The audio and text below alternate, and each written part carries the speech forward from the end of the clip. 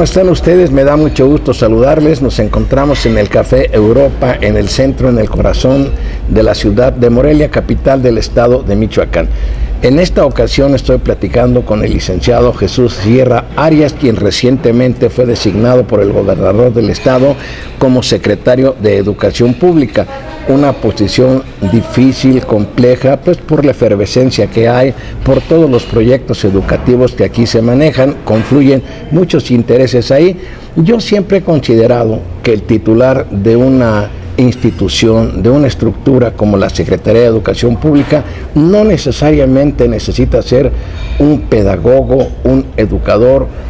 Yo creo que debe de ser una gente que tenga un gran conocimiento de la política. No me refiero a la política partidista, esa la excluyo, y sobre todo que tenga manejo, trato, que sepa cultivar las relaciones y mantener la estabilidad de una institución tan complicada como es la Secretaría de Educación Pública, y sobre todo, bueno, pues que sepa armonizar los intereses de tantos grupos que ahí existen.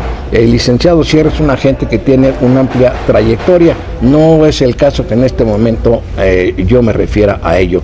Quiero entrar de una vez a la entrevista al licenciado Sierra. Le agradezco mucho que haya usted aceptado esta charla. Al contrario, licenciado, la verdad que para mí es un placer poder establecer contacto con usted, con sus seguidores y sobre todo con la sociedad.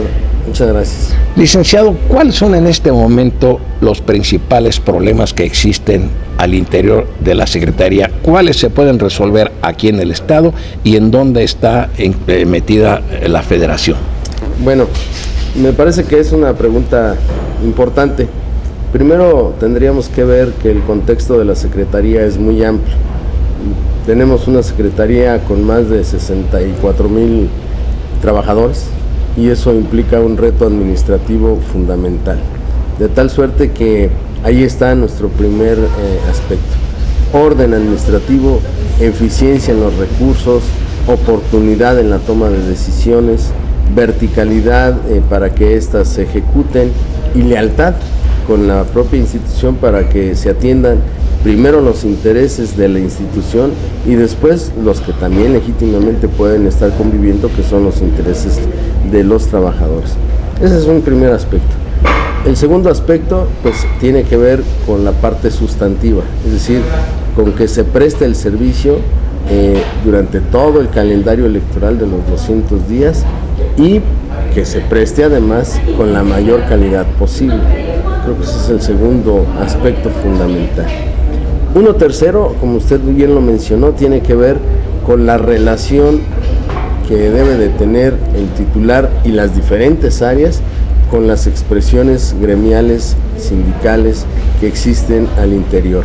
De tal suerte que esto de suyo también implica una comunicación constante, intensa, en algunos casos tensa, pero también que nos vaya permitiendo tener claro el horizonte de la institución y hacia dónde tenemos que ir caminando todos. En el aspecto de los recursos financieros, que también es una parte sustantiva, tenemos un gran problema. Originalmente en el mes de septiembre, cuando se proyectó el presupuesto, se había diseñado una cantidad del orden de los 22,000 millones de pesos. Sin embargo, para finales de diciembre, cuando el Congreso del Estado aprueba el presupuesto de egresos, la cantidad asignada a la Secretaría de Educación se reduce a 17,000 y un poquito más, 17,400 millones de pesos. ¿Qué significa? Que tenemos más de 4,5 millones que no van a llegar en este año a la Secretaría y que eso significa un déficit, de tal suerte que no hay además de dónde ya recuperar ese recurso porque la entidad en su conjunto no tiene la capacidad económica.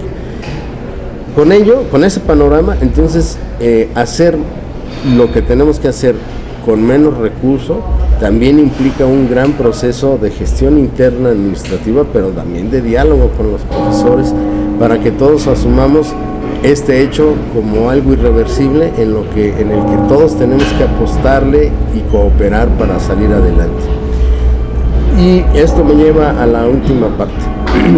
Como los recursos a nivel local ya no existen, ya no los hay, Ahora la única manera que podemos tener para financiar mejor el sector educativo es la federación.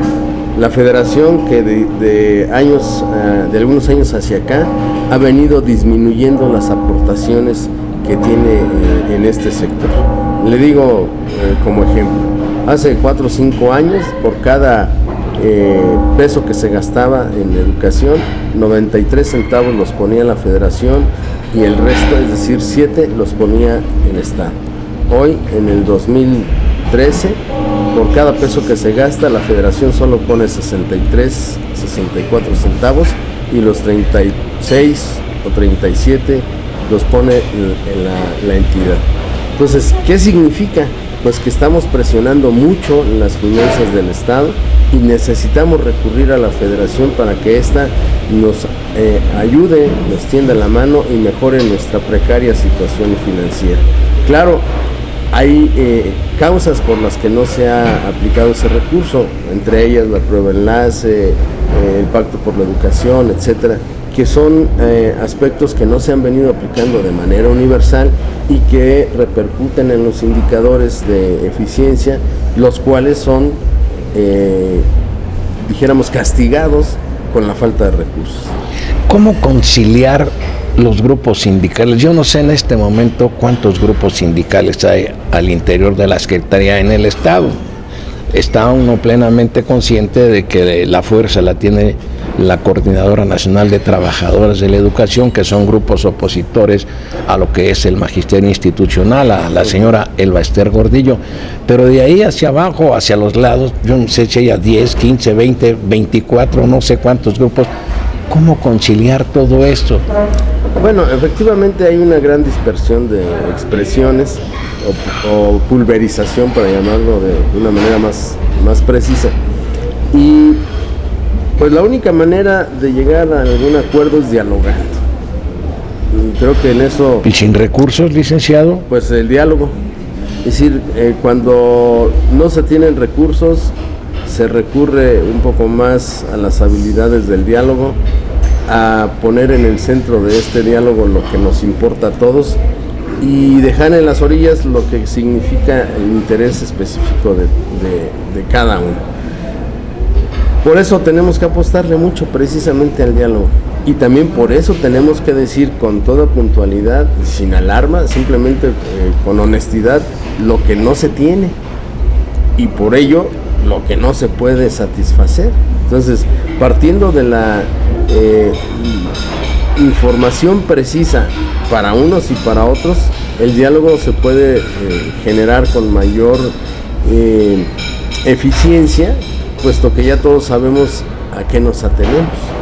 Claro que no es fácil, todos demandan con justicia seguramente o con cierta razón, pero más allá de ello, la circunstancia que impera es la falta de recursos. Y usted lo ve, el propio Ejecutivo en su conjunto pues no ha podido hacer las obras que seguramente tenía pensado hacer para mejorar las condiciones de la entidad, pero pues lo ha dejado de hacer porque no tiene recursos y se ha dedicado pues a pagar pasivos que estaban también alterando la paz social de la entidad. A eso quiero, usted me lleva, con eso corresponde a otra pregunta. Yo sé que usted no es adivino, usted es político, conocedor. ¿Cómo garantizarle a la población, sobre todo a la capital del estado, que no tengamos a la vista conflictos callejeros? Yo no estoy en contra de la lucha de los trabajadores, soy solidario con ellos porque a veces hacen planteamientos justos que a lo mejor no se resuelven por lo que usted mismo está indicando, no hay dinero. La situación financiera del gobierno, del estado y la de la propia institución, si no están en quiebra, sí tiene muchas limitaciones. Ellos, cuando se sienten que sus intereses son afectados, llámeles económicos, políticos, lo primero que hacen es manifestar su malestar en la vía pública, generando la reacción de algunos sectores que censuran esa situación. ¿Cómo podrá usted no garantizar, porque le repito, no es usted adivino ni es mago, que pudiéramos decir que va a haber cierta tranquilidad en el comportamiento de estos grupos, cualquiera que estos sean? Hemos platicado mucho con los maestros Yo desde luego aprovecho la oportunidad para reiterar mi más profundo respeto a cada una de las expresiones. Nosotros no nos vamos a entrometer de ninguna manera en sus mecánicas, en sus métodos, en sus formas, porque son solo de ellos. Nosotros tenemos que ver intramuros cómo podemos resolver esta situación. Sin embargo, ante la falta de una respuesta en la medida que ellos la demandan, pues han considerado tener un modo de expresarse ante la sociedad. Pero también hemos dialogado y hemos analizado, y claro, le repito con respeto, que esas formas de manifestarse también en un momento dado la sociedad las recrimina. Y más que recriminarlas en el momento mismo en el que se está desarrollando la actividad de la manifestación, lo que realmente ellos tienen presente, o cuando menos así lo advierto, es la carga negativa de opinión que se genera sobre el concepto de la educación y de los maestros. Y un servidor público, lo más difícil que le puede tocar es ser señalado por la sociedad. Entonces, los maestros al final son servidores públicos, reciben un salario del Estado por la actividad que hacen, y en el aprecio social de su actividad puede haber un mérito o un demérito, y esto yo creo que es la parte más importante que ellos están valorando. Si usted se ha observado, usted ha visto en las últimas semanas, en los últimos meses, ha disminuido la presencia de los maestros en las calles. Porque a lo mejor ha habido un manejo, yo no sé de quién, un manejo hábil, inteligente, para poder dialogar con ellos. Sí, pero también porque ellos están conscientes de que esa no es la vía. ¿Todos los grupos están conscientes? Yo aprecio, y digo con respeto, que unos en una o en otra medida, pero todos tienen ese nivel de conciencia. Y veo que también ellos, no, con independencia de la opinión que tienen de sus demandas, sí tienen presente qué piensa la sociedad. ¿Qué piensa la sociedad? Entonces saben que esto es muy importante. La legitimidad de una demanda, cualquiera que ésta sea, de la naturaleza que sea, tiene que ver con el acompañamiento de la sociedad o no. Es decir, una demanda se vuelve más legítima en la medida en que la sociedad nos acompaña o no nos acompaña. Una medida administrativa de la autoridad se vuelve más legítima en la medida en que la sociedad la respalda o no la respalda. Creo que ese es el tema de fondo. Una última pregunta, Salo, que usted quiera agregar algo más que pueda ser de interés de quienes nos ven. El asunto de la Nueva Jerusalén, que causó, por lo menos a mí en lo personal me dejó un mal sabor de boca, de cómo un grupo de personas, habitantes de esa comunidad, por un conflicto entre ellos, una disputa del poder ahí de los grupos religiosos, derriban una escuela con mazos, y luego hay una oposición para que se aplique la ley. Desde luego eso no fue bajo la titularidad de usted en la tarea. ¿Cómo está en este momento resuelto ese asunto? Pues mire, como usted sabe mejor que yo, la dinámica de los eventos se originaron más que por un asunto educativo, por una cuestión de visión religiosa, pero fundamentalmente por